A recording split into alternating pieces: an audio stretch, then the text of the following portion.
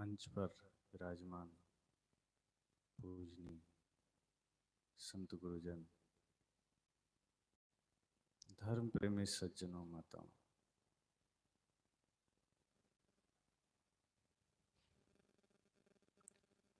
सदगुरु कबीर को मानने वाले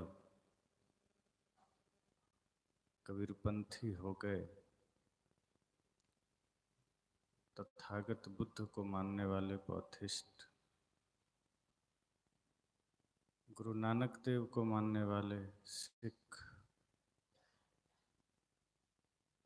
महावीर स्वामी या ऋषभ देव आदि को मानने वाले जैन, इस तरह हम जिन जिन महापुरुषों को मानते हैं उनके बाद उनके नाम पर पंथ शुरू हो जाता है। पंथ गलत नहीं है, लेकिन जब हम पंथ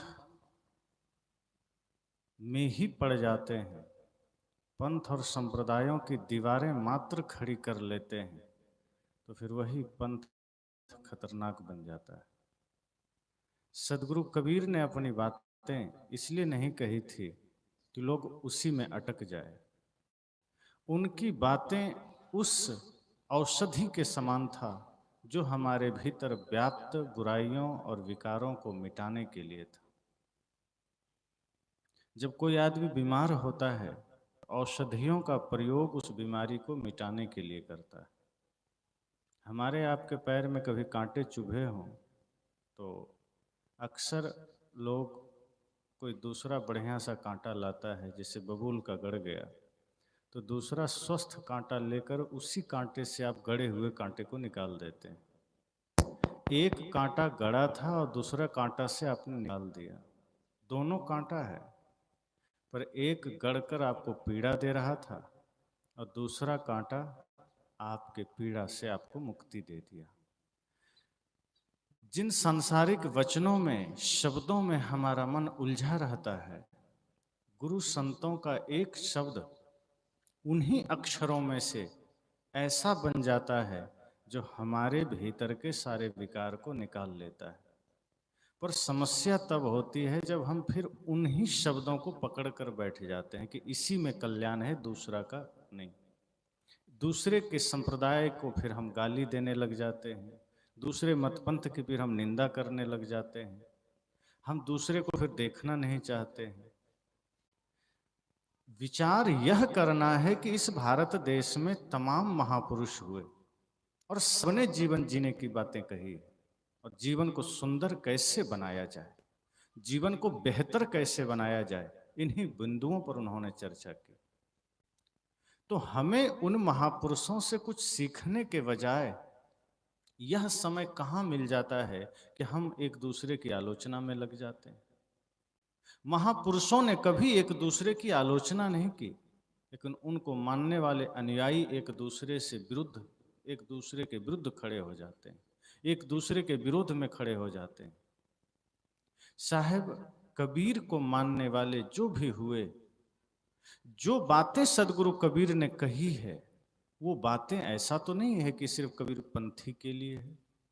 जो बातें नानक देव ने कही, क्या वो सिर्फ सिखों के लिए है? जो बातें श्री राम के जीवन से हमें सुनने सीखने को मिलती है, क्या वो सिर्फ राम को मानने वालों के लिए? जो बातें तथागत बुद्ध के जीवन की है, उनके संदेशों की है, क्या वो सिर्फ बौद्धों के लिए? जितने भी महापुरुषों की वाणियां हैं वो सब हम सब के लिए है। फिर हम झगड़ते क्यों हैं? हम ये सिद्ध करने में लग जाते हैं कि हमारे गुरु, हमारे भगवान बड़े हैं, तुम्हारे छोटे हैं। यही समस्या हो जाती। जिन महापुरुषों ने हमें सिखाया उदार बनो, जिन महापुरुषों ने हमें सिखाया कि सबके प्रति प्रेम का भाव रखो, हम उनको पकड़कर बाकी को नीचे करने में लगे रहते हैं। सदगुरु कबीर के बारे में ही अगर पूछा जाए कि अगर आप सदगुरु कबीर को मानते हैं तो क्या मानते हैं? उनके चित्र को मानते हैं कि उनके चरित्र को मानते हैं? तो निश्चय ही अधिकांश लोग यह कहेंगे कि हम उनके चरित्र को मानते हैं। सदगुरु कबीर के शरीर को मानते हैं या फिर उनके विचारों को मानते हैं? तो लोग कहेंगे हम विचारों को मानते हैं।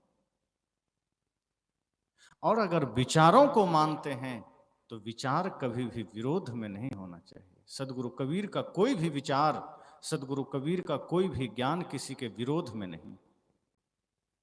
ये गलतफहमियां डाली गई है लोगों के मन में कि कबीरपंथी विरोधी होते हैं, सदगुरु कबीर विरोधी हैं। सदगुरु कबीर ने सिर्फ यथार्थ बातें कही है। जो गंदगी थी, कचड़े थे, छंटते गए, जो सत्य था वो चमकता गया। और ये बातें सबने कही।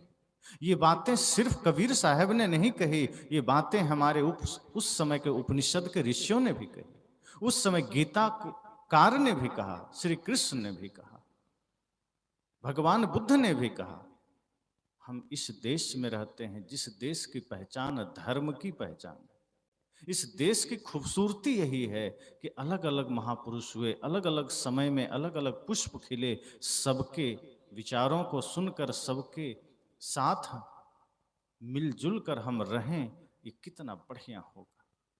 अलग अलग ख्याल, अलग अलग विचार, अलग अलग पूजा पद्धति, अलग अलग विचारधारा, सब अपने अपने मंदिर में जाइए, अपने अपने पूजा घर में जाइए, अपने अपने महापुरुषों के आश्रय में जाइए, उनके स्मारकों पर जाइए। लेकिन जब वहां से लौटिए और जब आप एक दूसरे से मिलिए तो भाव से मिलिए, प्रेम से मिलिए।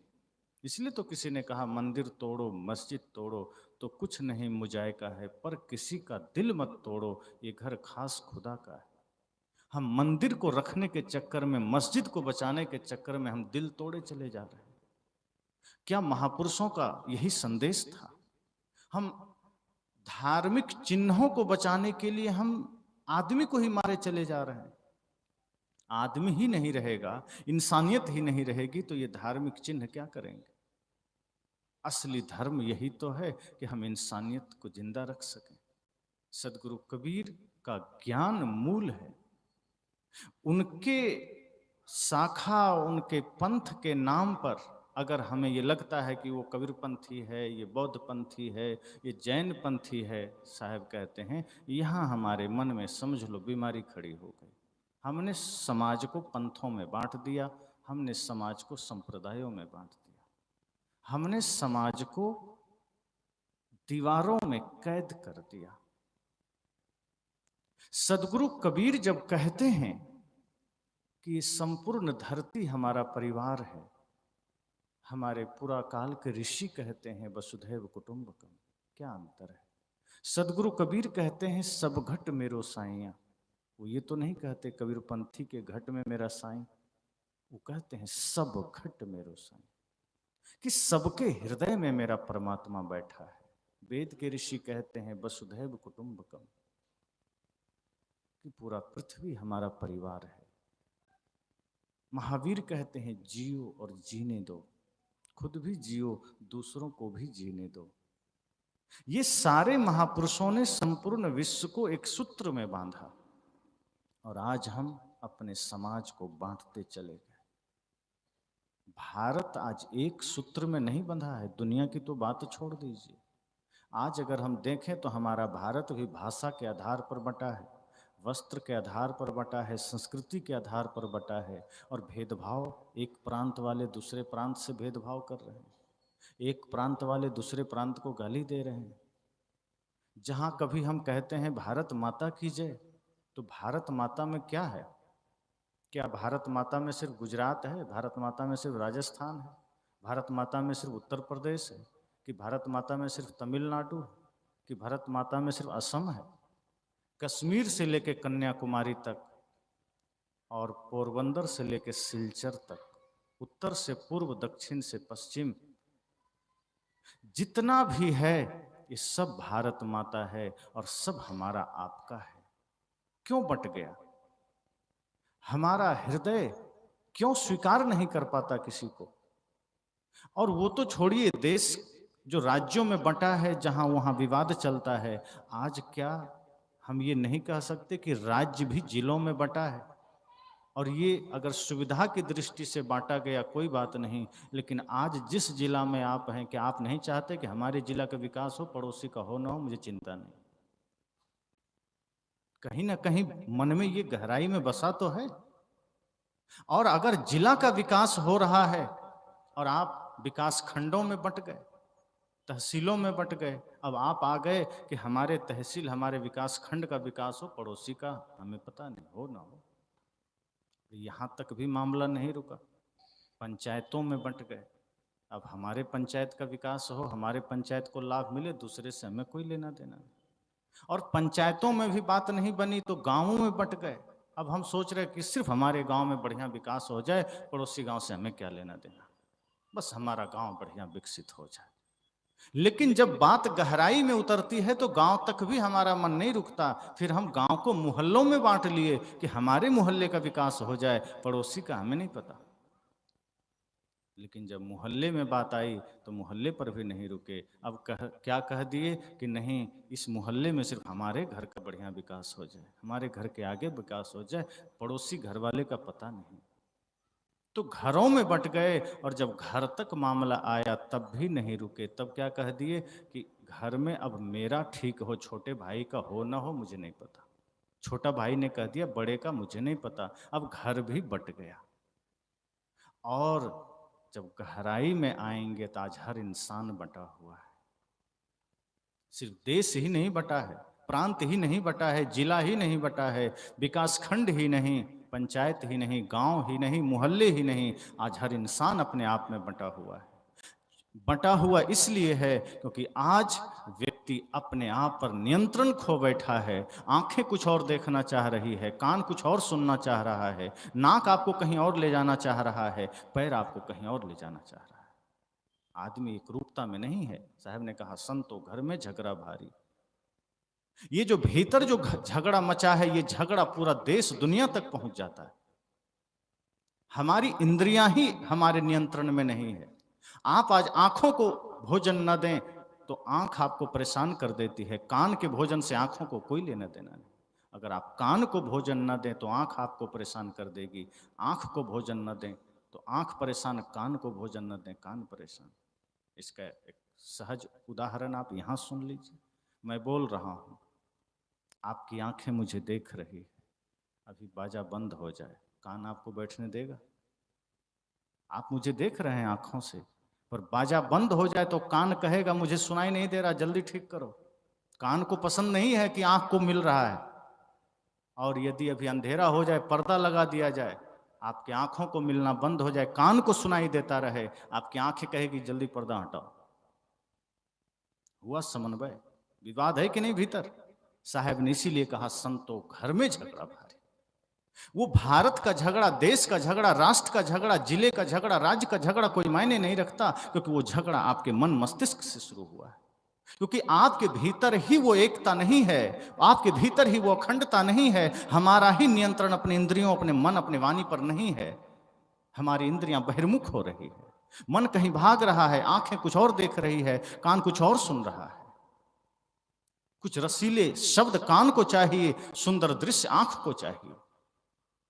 साहब ने कहा ये समस्या हमारे जीवन की है, हमारे भीतर की है, और इसका परिणाम समाज भुगतता है, इसका परिणाम देश भुगतता है। आज यूक्रेन और रूस का युद्ध हो रहा है, कौन लड़ रहा है? किसका माइंड डिस्टर्ब हुआ?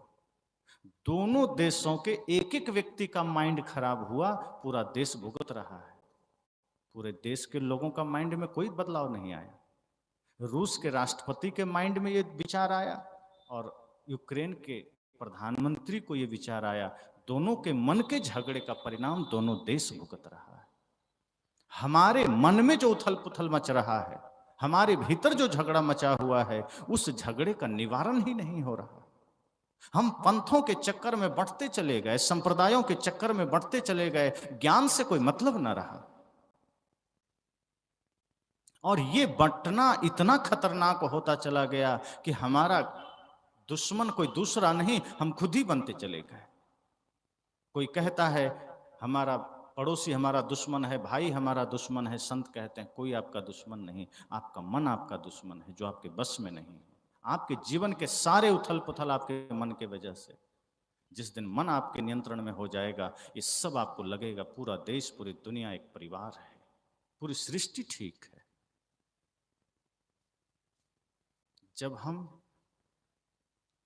इन विचारों को अपने महापुरुषों से सुनते हैं, इन विचारों को अपने संतों से सुनते हैं, तो सुन करके उसको साइड में रख देते हैं, परिवर्तन नहीं कर पाते। तो आज चाहे सदगुरु कबीर के विचार हों, चाहे बुद्ध महावीर के विचार हों, चाहे गुरु नानक देव के विचार हों, वो सारे विचार इस सृष्टि को एक करने के ही तो हैं, विरोध के तो नहीं है। फिर भी आज इतने विरोध क्यों हैं? कोई लाल कपड़ा में है, कोई सफेद कपड़ा में है, कोई पीला कपड़ा में है, कोई दिक्कत नहीं, पर एक दूसरे से विरोध क्यों हो रहा है? कोई लाल तिलक लगा लिए तो दिक्कत, कोई पीला लगा लिए दिक्कत, कोई सफेद लगा लिए दिक्कत। हमारा मन मस्तिष्क बाहरी चिन्हों में उलझ गया। भीतर हमारा जीवन पवित्र है कि नहीं है, इस पर हम जाते नहीं। हमारा आचरण कैसा है, इस पर हम जाते नहीं हैं। कपड़े पर चले गए, तिलक पर चले गए, संप्रदायों के चिन्हों पर चले गए।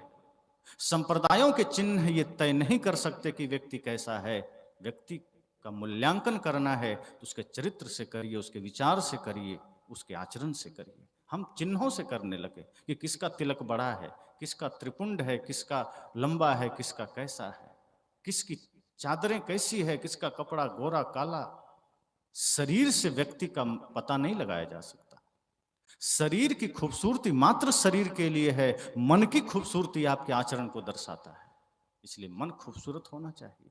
हमारे संतों का विचार यही है कि जिस दिन हमारे भीतर के झगड़ा मिट जाएगा, उस दिन समझना देश का झगड़ा मिट जाएगा। लोग कहते हैं महाभारत का युद्ध हुआ, 18 दिन चला ना, करोड़ों लोग मारे गए। अब सोचिए क्या हमारे भीतर युद्ध नहीं चल रहा है? मैंने अभी कहा, आंख नाक कान ये इंद्रियां आपस में लड़ नहीं रही। और सच पूछिए तो इस वजह से हमारे भीतर ही एक आसुरी सेना है, हम सबके भीतर। बाहर धृतराष्ट्र था कि नहीं था, पर आज हर व्यक्ति के भीतर एक वासना रूपी धृतराष्ट्र है। इसको कोई नकार सकता है क्या? वो अंधा है कि नहीं? वासना अंधी होती है, अपने पराये को नहीं देखती है। वही तो धृतराष्ट्र है जो हमारे हृदय में बैठी वासना बनकर। वो धृतराष्ट्र जो इतना अंधा हो चुका है कि अपने पराये को नहीं देखता। हमारे भीतर बाहर का दुर्योधन क्या था, कैसा था, मुझे नहीं पता, पर हमारे हृदय में अहंकार रूपी दुर्योधन डेरा डाल रखा है, ये मुझे पता है। हम सबके भीतर वो अहंकार का दुर्योधन भी विराजमान। हमारे भीतर वो कुंठा रूपी कर्ण भी विराजमान है। हमारे भीतर वो दुराचार का दुशासन भी विराजमान है। हम सबके भीतर वो कपट का शकुनी भी विराजमान है। हम सबके ही भीतर वो कपट की मंथरा भी विराजमान है। हम सबके भीतर ही पूरी आसुरी सेना है। और सदगुरु रूपी कृष्ण अर्जुन रूपी जिज्ञासु को ये सीख दे रहे हैं कि उठो, इस क्रोध को, इस अहंकार को, इस वासना को, इस कपट को, इस दुराचार को, इस कुंठा को अपना परिवार मत समझो। और हम सब ने क्या किया? क्रोध को गले से लगा लिया, अहंकार को गले से लगा लिया, सारे विकारों को हमने अपना परिवार मान लिया कि यही मेरा जीवन है, यही मेरा परिवार है। थोड़ी थोड़ी बात पर हम क्रोध कर लेते हैं, थोड़ी थोड़ी बात पर अहंकार कर लेते हैं, थोड़ी थोड़ी बात पर लोभ कर लेते हैं। जो हमारा परिवार हो सकता है या है, सत्य हिंसा प्रेम करुणा शांति, हमने उसको देश निकाला कर दिया है। हमने धर्म को अपने हृदय से निकाल दिया है। कृष्ण रूपी सदगुरु कहते हैं कि अर्जुन, ये जो जिसे तुमने अपने हृदय में बना रखा है, जिसे तुमने अपने हृदय में बसा रखा है, ये तेरा मित्र नहीं, ये तेरा शत्रु है, ये तेरा दुश्मन है। और उठाओ ज्ञान का धनुष और इसका नाश करो। बाहर किसी व्यक्ति को मारने की बात कृष्ण नहीं करते। हम सबके भीतर जो युद्ध चल रहा है, हम सबके भीतर जो महाभारत चल रहा है, कृष्ण ने उसी शत्रु को मारने की बात कही है। और जब हम अपने भीतर के युद्ध को मिटा लेते हैं तो फिर शांति आ जाती है, फिर शांति रूपी द्रौपदी का सम्मान वापस लौट जाता है। हम सबके भीतर भी तो वही घटना घट रही। तो हमारे महापुरुषों ने इतनी दिव्यता से इतने गहरे सूत्र हमें दिए हैं, पर हम अपने भीतर के आसुरी सेना को मारने को राजी कहाँ है? सारे युद्ध, सारे विवादों का कारण तो वही है। सदगुरु कबीर को माने, चाहे बुद्ध को माने, चाहे राम को माने, अगर उनकी वाणी, उनके विचार, उनके आचार हमारे जीवन में ना आ पाए, उनके दिए हुए संदेश हमारे आचरण में ना आ पाए, तो मानना क्या हुआ? मंदिर जाके अगरबत्ती घुमाना ये मानना थोड़े। मंदिर जाइए, लेकिन आपका जीवन भी मंदिर बन सके तो मंदिर जाना सार्थक है।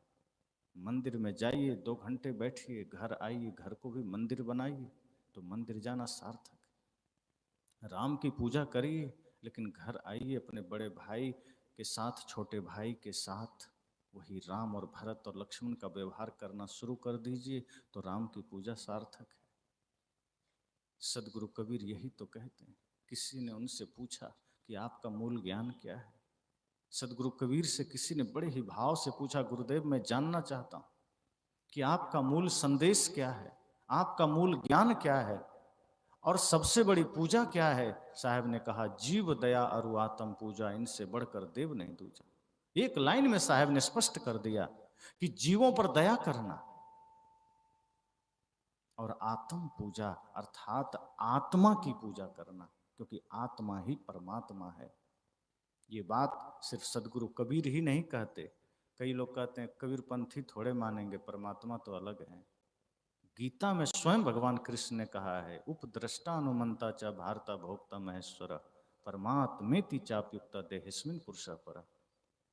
वे कहते हैं ये आत्मा ही उपद्रष्टा है, अनुमंता है, भरता है, भोक्ता है, महेश्वर है, परमात्मेति चाप्युक्ता। इतने सारे पदवी श्री कृष्ण ने आत्मा के लिए दिया है कि ये परमात्मा भी है और ये देह में ही रहता है। इसलिए ये शंका नहीं होनी चाहिए कि ये बातें किसी ने ऐसे ही कह दी। ये हमारे संत मनुष्यों ने, महापुरुषों ने कही है। और जब हम सबके भीतर उसी परमात्मा को देखने लगेंगे तो सबकी पूजा तो स्वाभाविक हो जाएगी। महापुरुषों की पूजा क्या है? हमारे महापुरुषों ने कहा था कि मुझे अगर सच में पूजना चाहते हो, मेरी पूजा करना चाहते हो तो जीवों पर दया करना। मुझे पूजा करना चाहते हो तो मैं सबके भीतर हूं, उनसे प्रेम रखना। मेरी पूजा करना चाहते हो तो माता पिता गुरु का सम्मान करना। मेरी पूजा करना चाहते हो तो अपने मुख से कभी गलत शब्द मत निकालना।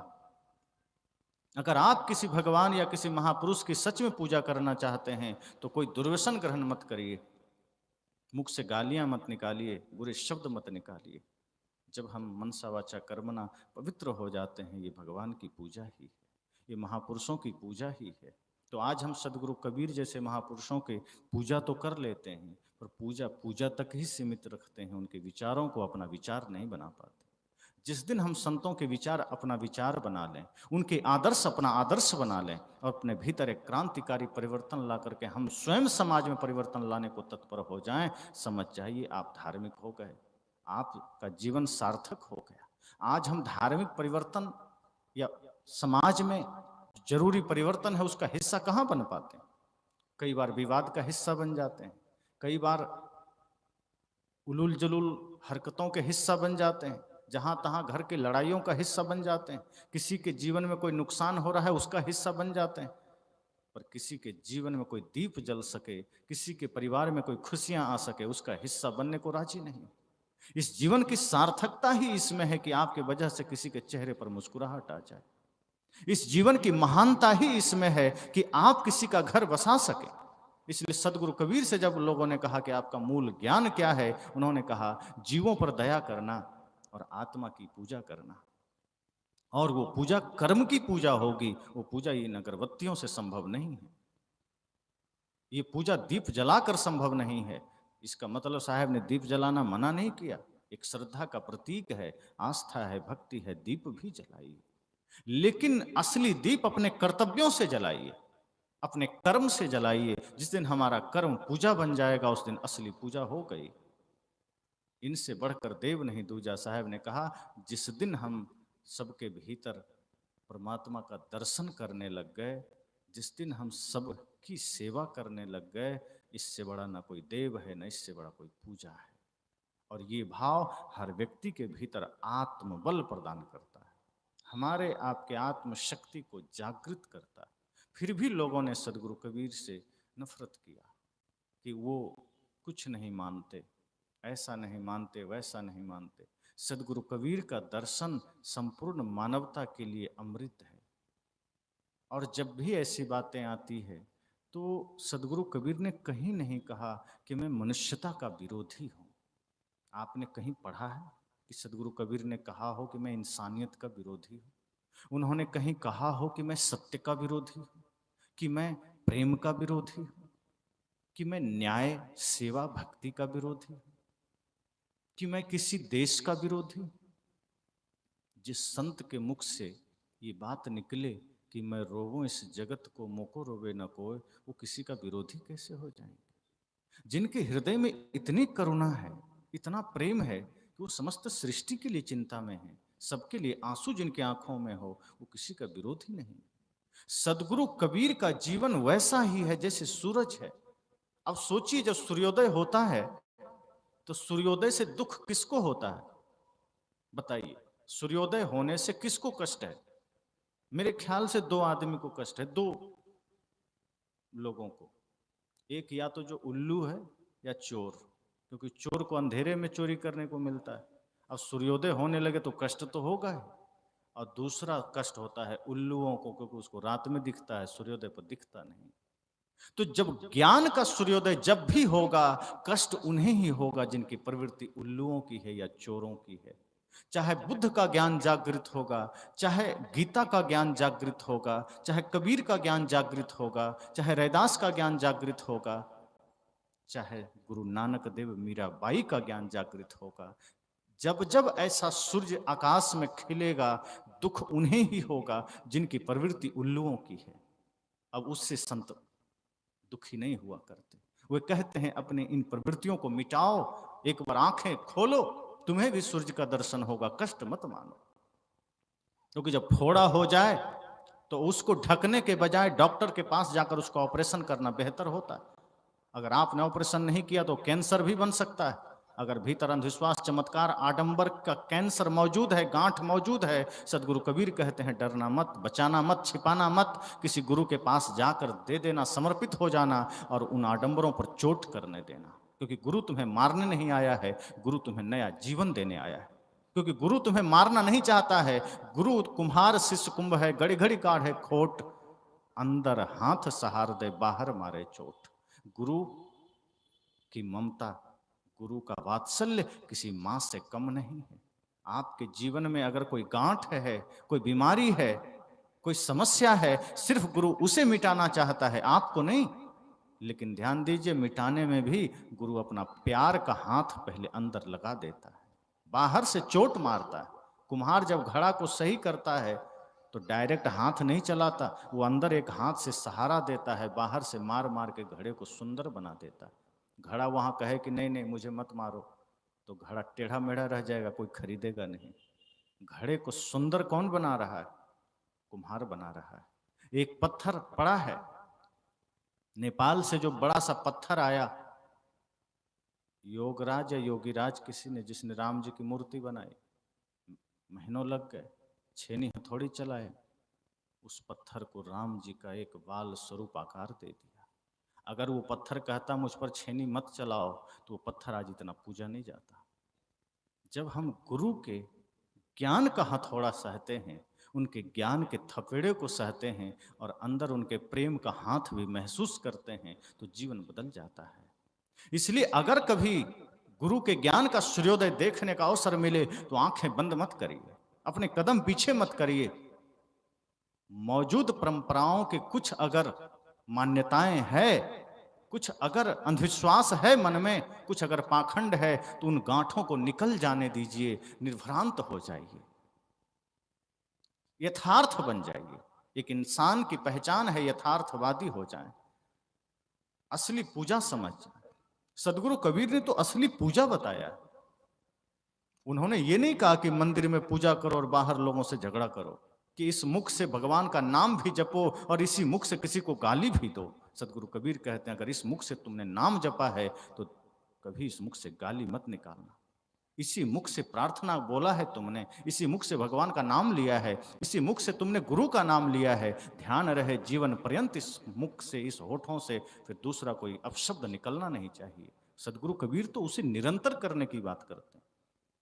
लोग कहते हैं 1 घंटे पूजा कर लो काम बन जाएगा, सदगुरु कबीर कहते हैं उसी पूजा को कंटिन्यू कर दो। जो तुमने मंदिर में किया है वही भावना तुम घर में कर लो। इसलिए सदगुरु कबीर का ज्ञान किसी एक का नहीं, हमारे महापुरुषों का ज्ञान किसी एक का नहीं, संपूर्ण सृष्टि के लिए, संपूर्ण मानवता के लिए। आज आप गहराई से सोचिए, हिंसा चाहे इंसानों की हो रही हो, चाहे जीव जंतुओं की हो रही हो, कितनी असहनीय। गाय काटी जा रही है, पीड़ा होती है। गाय सबसे उपयोगी है इस सृष्टि में, देशी गाय सबसे उपयोगी है। लेकिन जितने लोग ध्वज लेकर के ये नारा लगाते हैं गौ हत्या बंद हो, वे लोग भी मुर्गी खा रहे हैं, मछली खा रहे हैं, बकरी खा रहे हैं। उनको ये चिंता नहीं है कि बकरी की भी हत्या हो रही है, उसमें भी प्राण है, मछली भी मारी जा रही है, मुर्गी भी मारी जा रही है। सदगुरु कबीर यहीं पर एक कदम आगे बढ़कर कहते हैं कि गाय जरूरी है, उपयोगी है, माँ का दर्जा मिला है गाय को, उसको बचाइए। लेकिन ध्यान रहे, मुर्गी ने आपका कुछ नहीं बिगाड़ा है, उसको भी मत मारिए। बकरी ने आपका कुछ नहीं बिगाड़ा है, उसके भीतर भी परमात्मा बैठा है, आप उसकी हत्या क्यों किए चले जा रहे हैं? मछली को क्यों मारे चले जा रहे हैं?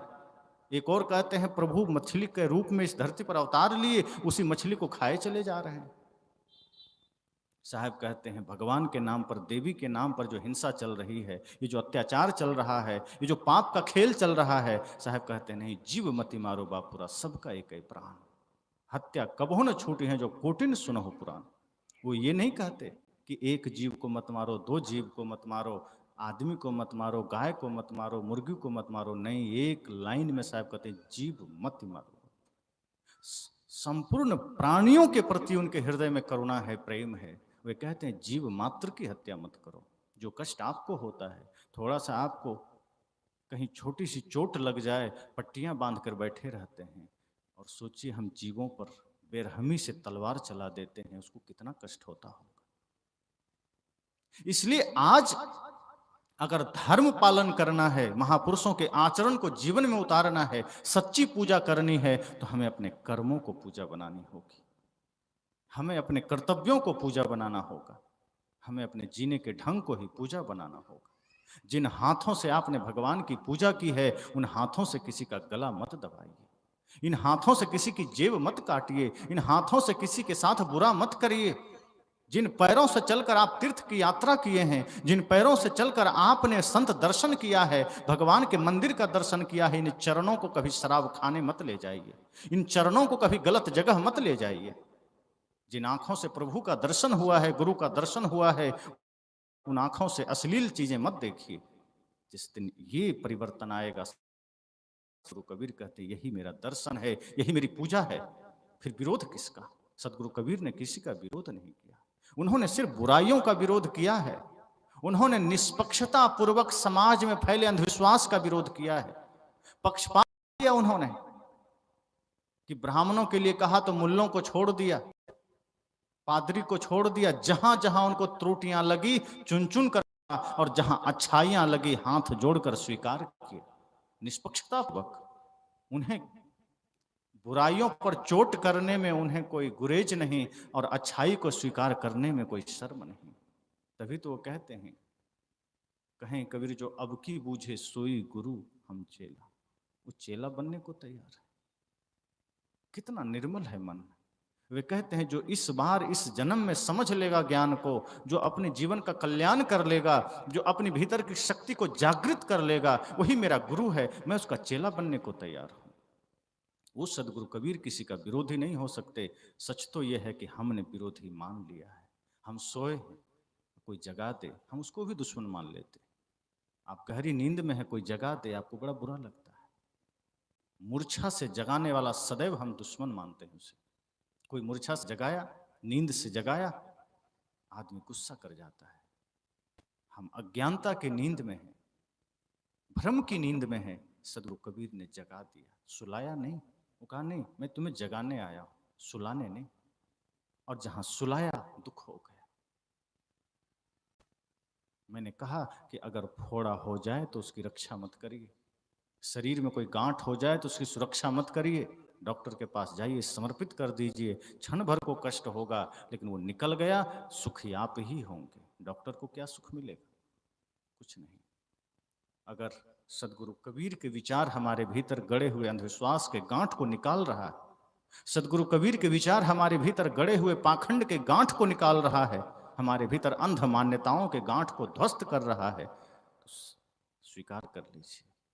क्योंकि ये अंधविश्वास, पाखंड, जातिवाद, छुआछूत, भ्रम, ये इंसानियत का सबसे बड़ा दुश्मन है। ये हितैषी नहीं हो सकता।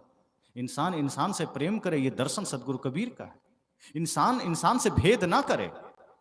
जातियों के आधार पर किसी को छोटा बड़ा मानना, इस पर सदगुरु कबीर बहुत कड़क हो जाते हैं कि नहीं, इंसान बड़ा और छोटा कर्म के आधार पर होता है। तुमने जातियों के आधार पर बांट दिया समाज को।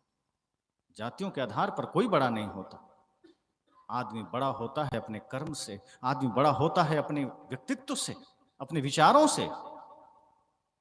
अगर जाति के आधार पर बड़ा होता तो रावण ब्राह्मण कुल में जन्म लेकर भी राक्षस न कहलाता, और जाति के आधार पर कोई छोटा होता तो माता सबरी के द्वार राम न जाते, निषाद से गले न मिलते। इसलिए साहब ने कहा कि मेरी जो यात्रा है वो सिर्फ इतनी सी है कि सत्य सबके जीवन में हो। मेरी जो देशना है, मेरी जो शिक्षा है, मेरा जो संकल्प है, वो सिर्फ इतना है कि प्रेम सबके हृदय में हो, सभी प्रेम के पथिक बन सकें, सभी सत्य के पथिक बन सकें। ये अंधविश्वास, चमत्कार, भ्रम, ईर्ष्या, द्वेष, मेरा तेरा, कहते इन सब को हटा दीजिए। थोड़े दिन की जिंदगी है, ले क्या जाओगे? ये सब झंझटें लाद करके जाओगे, कहीं डूबना ही डूबना है। ये संसार रूपी सागर में पार नहीं कर पाएंगे, इतने सारे भ्रम का बोझा लेके, इतने सारे अंधविश्वास पाखंड का बोझा लेके। अगर आपने मन को हल्का कर लिया, अपने आप को हल्का कर लिया, गुरु ज्ञान से सारे कचड़े हटा दिए, तो सागर पार कर जाएंगे। इसलिए सदगुरु कबीर किसी के विरोधी नहीं है, लेकिन फिर भी लोग कहते हैं कबीर तो हमारा विरोधी है। कई लोग ऐसा कहते हैं। अक्सर लोग पूछते हैं, कई जगह तो इतने खतरनाक मामला आ जाता है कि लोग झंझट कर देते हैं, झगड़ा कर लेते हैं कि कैसे बोल दिया, कैसे कह दिया ऐसा। और सदगुरु कबीर को न समझने के कारण ऐसा होता है।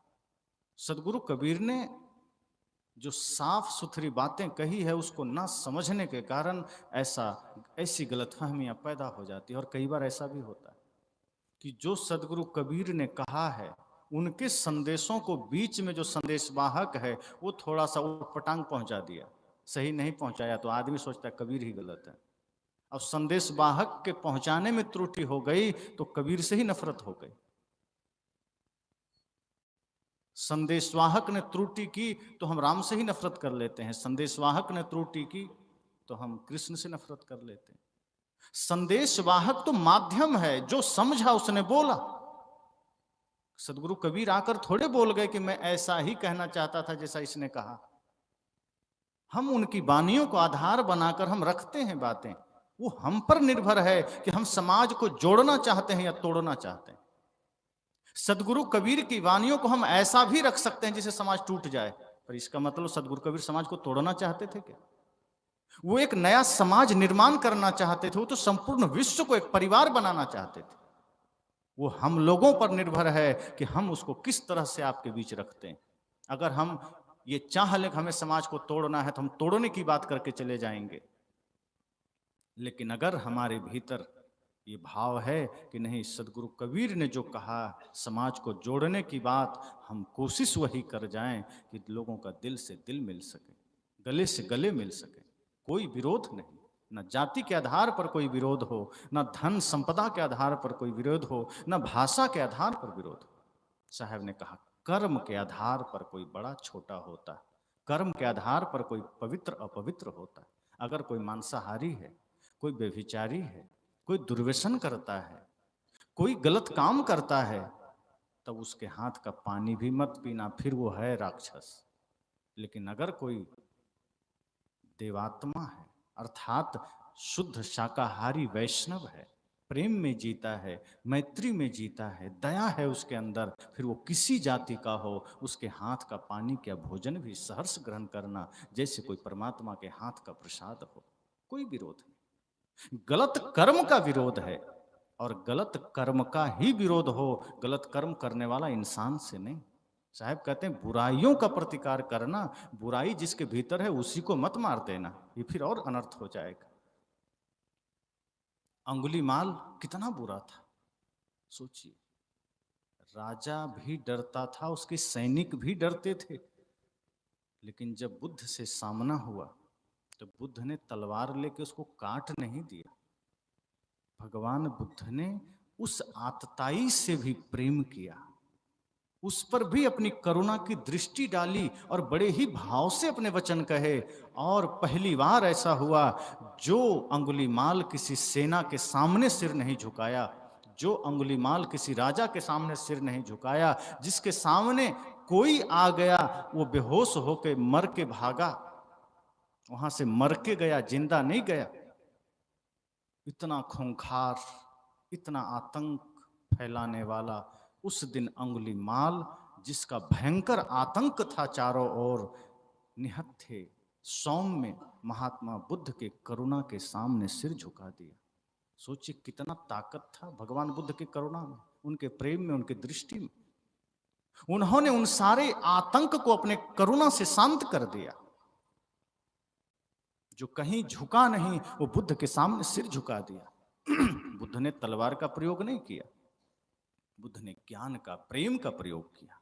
अगर हमारे जीवन में वही प्रेम है, हमारे जीवन में वही करुणा है, तो बुरा करने वाला भी चेत सकता है, और चेते न चेते हमें चेत कर जाना है। अगर हमारे वजह से किसी का कल्याण हो जाए तो सोचिए कि हमसे कुछ पुण्य हो गया, अगर नहीं हुआ तो सोचिए कि हमें अपना काम करना है, कोई करे न करे। यहाँ होता क्या है, हम थोड़ा सा धर्म के मार्ग पर चलते नहीं हैं कि दूसरे को हम सिखाने लग जाते हैं।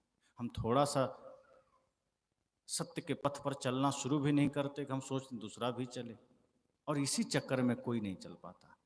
जिस दिन हम सिर्फ ये संकल्प लेंगे कि पहले मुझे धर्म के मार्ग पर चलना है, पहले मुझे ज्ञान के मार्ग पर चलना है, पहले मुझे न्याय प्रेम के मार्ग पर चलना है, अगर कोई मुझसे सहारा मांगा तो जो बन सकेगा हम उसके सहायक बन जाएंगे, हम उसके धर्म पथ का सहायक बन जाएंगे, हम उसके सत्य पथ का सहायक बन जाएंगे, उसके अशुभ में साथ नहीं देंगे, हम उसके पाप में भागी नहीं बनेंगे, लेकिन उसके पुण्य में भागी बन जाएंगे, अर्थात उसमें सहयोग कर देंगे।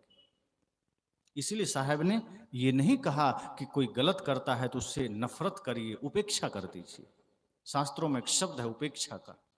कई बार लोग कहते हैं कि बहुत कोई हमारे साथ बुरा कर रहा है, कोई बहुत पापी है, कोई बहुत दुष्ट है, तो उसे नफरत न करें। कैसे प्रेम कर सकते हैं? साहब ने कहा प्रेम मत करो, उपेक्षा कर दो। उपेक्षा में कोई भाव नहीं, न प्रेम का न दुश्मनी का। जैसे आप रास्ते में जा रहे हैं, दो रास्ते निकलते हैं, एक मान लीजिए बाईं ओर जा रही है एक सड़क दाईं ओर जा रही है। आपको जाना है दाईं ओर, आप क्या करते हैं?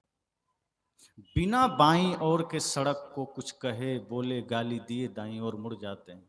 कि ऐसा थोड़े करते हैं कि खड़े होकर ये इधर सड़क क्यों गई, हमको तो इधर जाना ही नहीं है, फालतू बना दिया इधर सड़क। नफरत करते हैं क्या?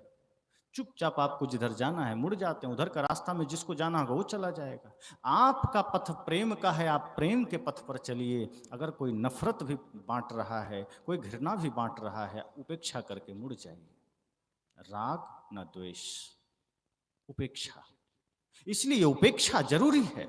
अगर कोई गलत है, नफरत नहीं करिए, घृणा मत करिए, क्योंकि वो नफरत, वो घृणा आपको कष्ट देगा।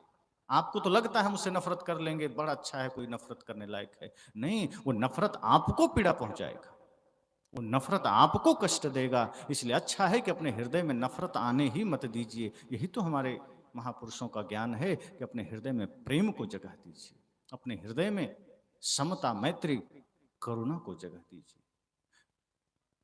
तो सदगुरु कबीर का दर्शन यही है, मूल ज्ञान यही है कि जीव दया और आत्म पूजा, इनसे बढ़कर देव नहीं दूजा। जिस दिन हम ये भाव जागृत कर लेंगे, नफरतें मिट जाएगी, समाज में सभी लोग वैष्णव हो जाएंगे। लेकिन हम शास्त्रों को बांट लिए, महापुरुषों को बांट लिए, और अधिक हुआ हमने सबको मंदिरों में रख दिया, ग्रंथ बना के उसको लाल कपड़े में लपेट के सिर झुकाने लगे, पूजा करने लगे। ग्रंथ पूजा की वस्तु नहीं, ग्रंथ जीवन में उतारने की वस्तु है। ग्रंथ में छिपे हुए सत्य को आचरण में जोड़ने की जरूरत है। मंदिर में बैठे हुए भगवान को समाज में लाने की जरूरत है। हमने चालाकी की, मंदिर बनाए, भगवान को वहां बंद कर दिया, कैदी की तरह ताला लगा दिया। ऐसे जैसे हमारा कोई कैदी बंद हो, जब मन ताला खोला, जब मन लगाया। भगवान को दिल में बिठाइए, ये सबसे बड़ा मंदिर है। वहां बिठा दिया, कोई बात नहीं, सदगुरु कबीर कहते हैं बिठाओ, ठीक है, पर उन्हें अपने अपने महापुरुषों को, अगर आपने कबीर को मंदिर में बिठाया, उस मंदिर से निकाल के अपने दिल में बिठाइए। राम को मंदिर में बिठाया, वहां से ला के दिल में बिठाइए। हमने मंदिर में भगवान को बिठा दिया, दिल में शैतान को बिठा दिया। तभी तो आदमी झूठ बोल रहा है। भगवान में मंदिर है, पूजा करके आया, माता से बुरा बर्ताव कर रहा है, पिता से झगड़ा कर रहा है, भाई से झगड़ा कर रहा है, कौन करवा रहा है?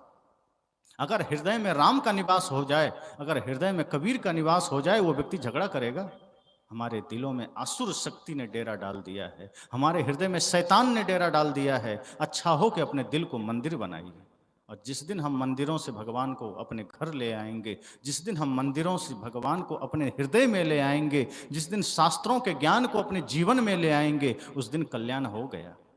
सदगुरु कबीर यही कहते थे कि हमने सबका विभाग बांट दिया, इतना चालाकी से सारा काम किया ताकि हम कुछ भी गलत करें तो ना भगवान देख सके, ना शास्त्र का कोई उदाहरण सामने आए। इसलिए हमने सबको साइड कर दिया, बीच में हमने अपना रास्ता खाली कर लिया कि झूठ बोलना पड़े हम झूठ बोलें, किसी से नफरत करना पड़े नफरत करें, किसी से गलत करना पड़े गलत करें, हिंसा करें, अत्याचार करें, भ्रष्टाचार करें। साहब कहते हैं नहीं, जब महापुरुष आपके हृदय में आ जाएंगे, आप गलत कर ही नहीं पाएंगे। इसलिए ये जीवन में बहुत जरूरी है। सदगुरु कबीर किसी के विरोधी नहीं, वो सिर्फ पाखंड के विरोधी हैं, वो सिर्फ अन्याय के विरोधी हैं, वो सिर्फ आडंबर के विरोधी हैं, वे सिर्फ अंधविश्वास के विरोधी हैं। और ऐसे सदगुरु कबीर से अगर कोई नफरत कर रहे हैं, अगर उनके उदय से किसी को कष्ट है, तो निश्चय ही उसकी प्रवृत्ति उल्लू की होगी, वो फिर ज्ञानी नहीं हो सकता, वो इंसान नहीं हो सकता। राम की मर्यादा का अगर कोई विरोध करता है, कृष्ण के प्रेम का कोई विरोध करता है, फिर वो इंसान कैसे हो सकता है? जो समाज को प्रेम की शिक्षा दे रहे हैं, जो समाज को मर्यादा की शिक्षा दे रहे हैं, जो समाज को जीने की शिक्षा दे रहे हैं, वे महापुरुष हृदय में धारण करने योग्य हैं। हम उनसे नफरत कैसे कर सकते हैं? अगर कोई राम से ही नफरत कर रहा है, गलत करता है। उदाहरण दे देते हैं, राम जी ने सीता को निकाल दिया, पत्नी को, राम जी ने शंबुक को मारा, तमाम तरह की घटनाएं कहाँ कहाँ से लाके नफरत कर लेते हैं। हजारों उनके अच्छे कर्तव्य हमें दिखाई नहीं देते, हमारी दृष्टि उन्हीं चीज़ों पर जाती है जो जिससे समाज में द्वेष फैले। सदगुरु कबीर कहते हैं वहाँ दृष्टि मत ले जाइए। आप रास्ते में जा रहे हैं, कंकड़ के बीच में कोई हीरा का टुकड़ा गिरा हो, आप क्या उठाते हैं? हीरा कि कंकड़ उठाते हैं? वहाँ आपकी बुद्धि काम कर जाती है कि हमके कंकड़ से क्या मतलब, हमें हीरा से मतलब है। लेकिन जब शास्त्र पढ़ते हैं तो वहाँ कंकड़ उठाते हैं, हीरा छोड़ देते हैं। वहाँ भी दिमाग को उसी तरह से काम में लगाइए कि जिन महापुरुषों के तरफ दृष्टि ले जाइए, जिन शास्त्रों के तरफ दृष्टि ले जाइए, देखिए कि उसमें जो हीरा है वो उठा लेना है, कंकड़ से में कोई काम ही नहीं। इसलिए साहब ने कहा जागृत हो जाइए, समय थोड़ा है, और जो मूल धर्म है साहब का वो इंसानियत है, जो मूल ज्ञान है साहब का वो जीवों पर दया है, सबसे प्रेम है। इनसे बड़ा कोई पूजा नहीं, इनसे बड़ा कोई तप नहीं। इसलिए ऐसे महापुरुषों के ज्ञान को अगर हम जीवन में उतारते हैं तो अपने जीवन को भी अमर बना सकते हैं। पहले अमृत हुआ करता था, लोग पीते थे, ऐसा बोलते हैं अमृत पी के लोग अमर हो जाते थे। अगर आज कहें कि आज भी अमृत है, पी लीजिए अमर हो जाइएगा, विश्वास होगा? नहीं होगा। पर सच में है वो अमृत क्या है? वो ज्ञान का अमृत है। महापुरुषों के ज्ञान अमृत अगर हमने सच में अपने जीवन में पा लिया तो शरीर तो नश्वर है, मिट जाएगा, पर आपके कर्म, आपके आदर्श आपको अमर बना देगा। आज भगत सिंह का शरीर नहीं है, पर सबके दिलों में है कि नहीं? उधम सिंह नहीं है। मैं कभी कभी इन महापुरुषों को, इन वीर पुत्रों को याद करता हूं तो लगता है इनके बारे में ही चर्चा करता रहूं। उधम सिंह की घटना जब जालियांवाला बाग हुआ था, जब जनरल डायर ने गोलियां चलवाई थी निहत्थे भारतीयों पर, मीटिंग कर रहे थे हमारे भारतवासी, उस समय छोटे थे उधम सिंह, और उस घटना को देखकर उनके भीतर इतना जोश जगा था, इतना क्रोध पैदा हुआ था कि इस जनरल डायर को मैं मारूंगा जिसने मेरे भारत के लोगों पर गोलियां चलवाई है। कुछ दिन में जनरल डायर चला गया लंदन और उधम सिंह हो गए 18-19 साल के। उन्होंने सोचा मैं क्या करूं, किसी तरह पानी के जहाज में छिप के चले गए और वहां किसी होटल में काम करते करते एक रिवॉल्वर खरीदा और सीना तान कर बीच चौराहे पर जनरल डायल को मारा था और भारत माता की जय बोला था। सोचिए वो वीर सपूत क्या सपना लेकर गया था, अपना निजी जीवन के लिए नहीं, अपना पर्सनल दुश्मनी के लिए नहीं, भारत माँ के दुश्मन को लंदन में जाके मारा था। ऐसे महापुरुष सबके दिलों में क्यों है? खुदीराम बोस सबके दिलों में क्यों है? नेताजी सुभाष सबके दिलों में क्यों है? इसलिए क्योंकि उन्होंने अपने कर्म को इतना महान बना लिया, अपनी सांसें देश को समर्पित कर दी। उन्होंने अपना तन मन धन जीवन संपूर्ण समर्पण राष्ट्र को कर दिया। तन समर्पित मन समर्पित और यह जीवन समर्पित, चाहता हूं देश की धरती तुझे कुछ और भी दूं। ये भाव लेकर वो खड़े हुए। आज हम सब उनको दिलों में धारण करते हैं। लक्ष्मीबाई चाहती तो अंग्रेजों से मुगलों से समझौता कर लेती, वो भी राज्य करती। बहुत से गद्दार लोग हुए जो अंग्रेजों मुगलों से समझौता करके राज्य चलाए, और लक्ष्मीबाई ने कहा नहीं, ये देश मेरे लिए महत्वपूर्ण है, ये भारत माँ की मिट्टी मेरे लिए महत्वपूर्ण है, मरना पसंद करूंगी पर इन आक्रांताओं से समझौता नहीं। और 30 साल की भरी जवानी में वो मरते लड़ते लड़ते शहीद हो गई। हम कहाँ उनको दिलों से हटा पाते हैं, लेकिन उनके जीवन को उतार भी नहीं पाते हैं। हम याद करते हैं, दिलों में रखते हैं, श्रद्धा भी दिखाते हैं, झुकते भी हैं, लेकिन हम उनके जीवन को अपने बच्चों पर उतारना कहाँ चाहते हैं? आज हम अपने महापुरुषों के आदर्श को अपने बच्चों में उतारना कहाँ चाहते हैं? आज आपके बच्चे हीरो हीरोइन के आदर्श को अपना रहा है, क्रिकेटरों के आदर्श को अपना रहा है। आप अच्छा हो, अपने बच्चों को बचपन से ही महापुरुषों की जीवनियाँ पढ़ाइए। अपने बच्चों को आदर्श अगर बनवाना है, अगर कई जगह बच्चों से पूछता हूं मैं, तुम्हारा आदर्श कौन है, तुम्हारा आइडल कौन है, तुम्हारा आइकॉन कौन है, तुम्हारा हीरो कौन है? बच्चे हीरो का नाम लेते हैं, सलमान खान, शाहरुख खान, इन्हीं का नाम लेते हैं, ये मेरा हीरो है। मैं कहता हूं यही सीखा है। इस देश के असली हीरो वर्तमान में अगर कहो तो हमारे भारतीय सेना है, जो सीमा पर खड़ा होकर ठंडा गर्मी वर्षा सह करके हम सबको सोने के लिए दे रहा है, जिसके वजह से हम बोल रहे हैं, जिसकी वजह से हम जी रहे हैं। और अगर ओवरऑल देखें तो इस देश का असली हीरो भगत सिंह हो सकते हैं, इस देश के असली हीरो नेताजी सुभाष हो सकते हैं, इस देश के असली नायिका लक्ष्मीबाई हैं, इस देश के असली नायक चंद्रशेखर आजाद हैं, महाराणा प्रताप हैं, वीर शिवाजी हैं। क्यों ये शिक्षा आप अपने बच्चों को नहीं देते? क्यों आपके बच्चे भटकते चले जा रहे हैं? इन महापुरुषों के आदर्श अपने बच्चों में डालिए, आज पुनः भारत विश्व गुरु बनने के राह पर खड़ा हो जाएगा। हम अपने बच्चों को वीरता की शिक्षा ही नहीं देते। आज बच्चे जन्म लेते हैं, आप चूहे बिल्ली कुत्ते से डराने चले जाते हैं, बच्चों को कहते हैं भाग जा बिल्ली आ रही है, भाग जा कौवा आ रहा है। अरे हम उस संस्कृति के वंशज हैं, हम उस भारत के वंशज हैं, हम उस भारत की मिट्टी में जन्म लिए हैं जिस भारत में कभी छोटा सा बाल भरत 2 साल का शकुंतला पुत्र भरत शेर के ऊपर सवार होकर 2 वर्ष का वो बच्चा शेर का दांत गिनने का सामर्थ्य ले आया था। और हम ऐसे संस्कृति में जन्म लेकर के हम बच्चों को डराते चले जा रहे हैं, हम बच्चे को कायर बना रहे हैं। ध्यान दीजिए, ये संस्कृति वीरों की है, ये भारत की संस्कृति बहादुरों की है, ये संस्कृति कायरों की नहीं है। ये संस्कृति सती साध्वियों की है, ये संस्कृति वीर और वीरांगनाओं की है। आज होश में आइए, आपके बच्चे भटकते चले जा रहे हैं। आज समाज का एक एक युवा भटक रहा है, उन्हें अपने महापुरुषों से जोड़िए, उन्हें अपने महापुरुषों की जीवनियां पढ़ाइए। सदगुरु कबीर का यही ज्ञान है कि जब आप जागृत होते हैं तो राष्ट्र और संपूर्ण मानवता आपका अपना बन जाता है। आज राष्ट्र से द्रोह करके लोग खड़े हैं, हंसते हैं, मुस्कुराते हैं। मैंने कहा कि सोचिए, उधम सिंह 19 वर्ष की अवस्था में शहीद हुए। आज हम दिलों में धारण करते हैं कि नहीं? शरीर नहीं है उनका, महाराणा प्रताप शरीर नहीं है, दिल में है कि नहीं? दिल में है। उन्हें अपने अपने संस्कारों में भी उतारिए।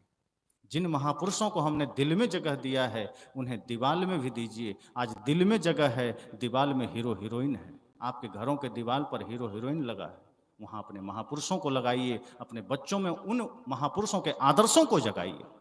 अगर आज अपने अपने बच्चों के जीवन को आदर्शों से सींचा तो आपके घरों में श्रवण कुमार का पुनरागमन होगा और आपके बच्चे फिर आपको वृद्धाश्रम नहीं भेजेंगे, आपको 4 धाम की यात्रा कराएंगे। लेकिन आज हमने अपने संस्कारों को बिगाड़ा है, आज हमने अपनी नियत को बिगाड़ा है।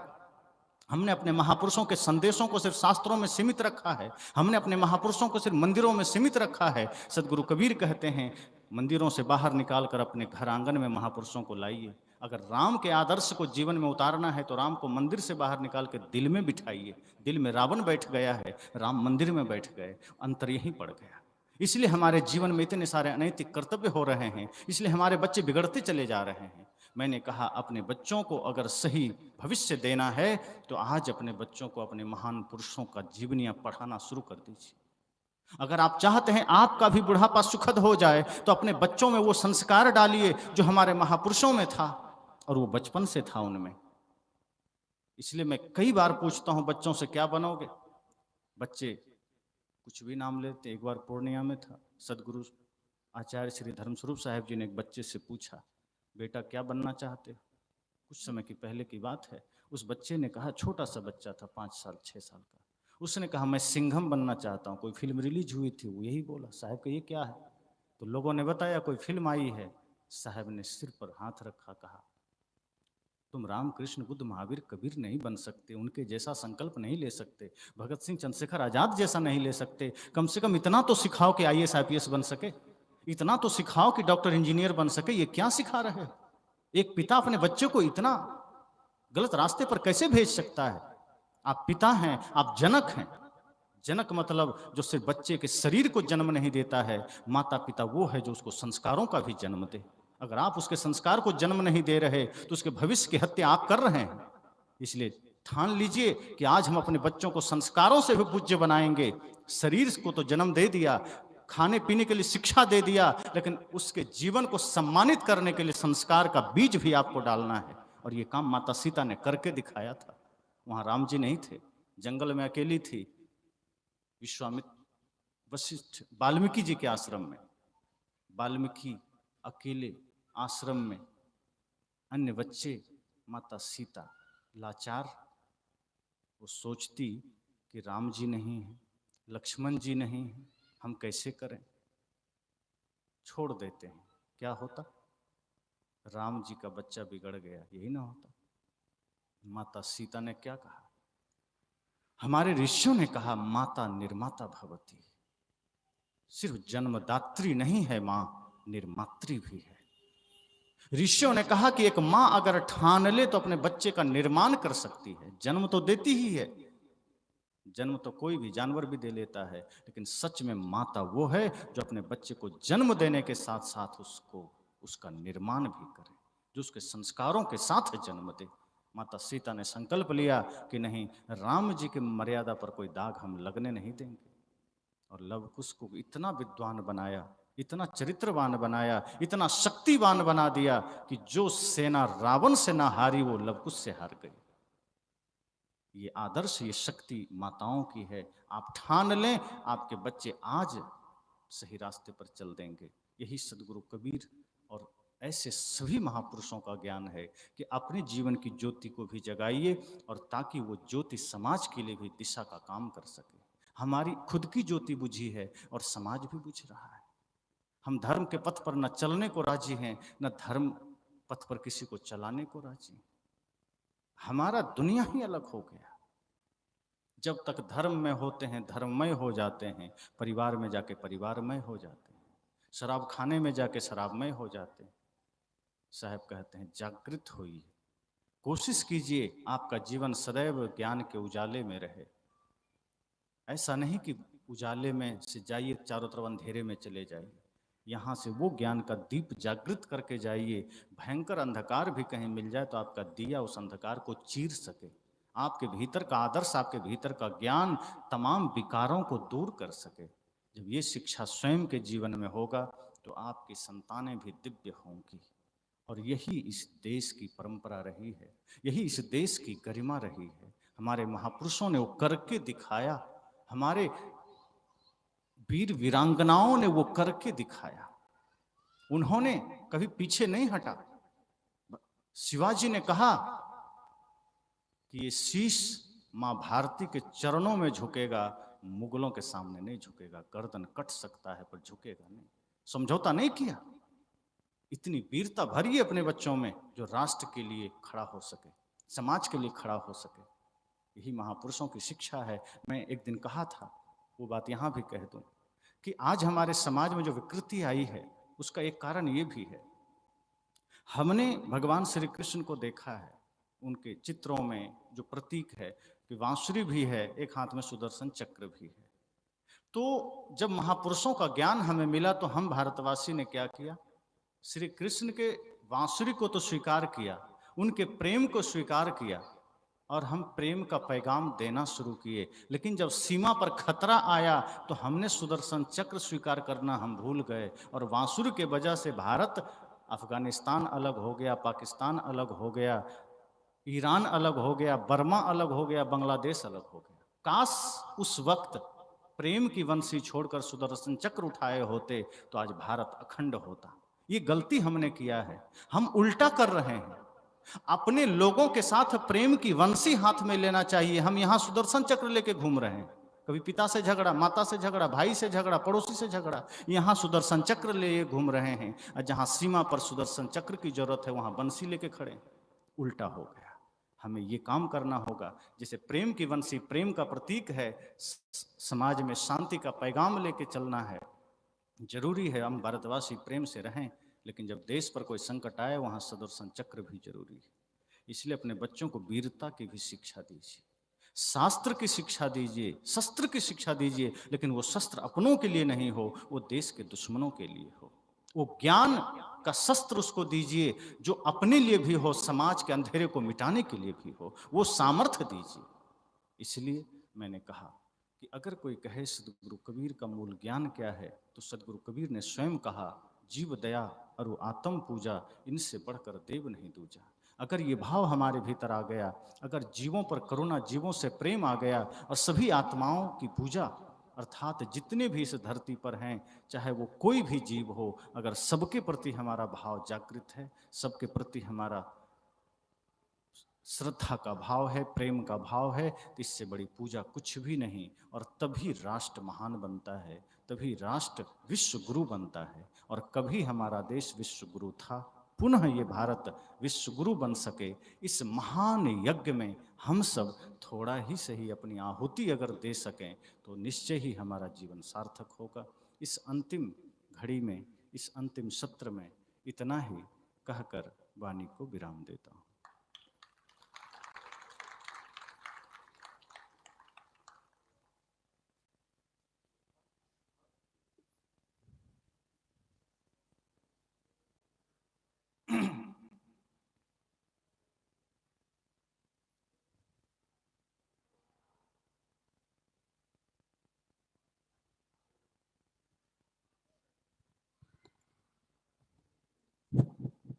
Hello hello hello hello hello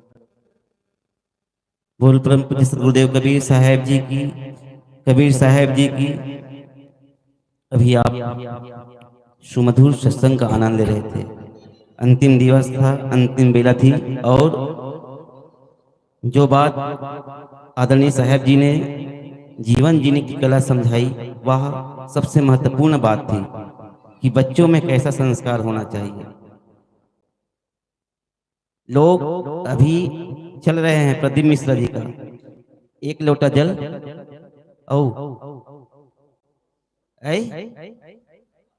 सारे समस्या का हल।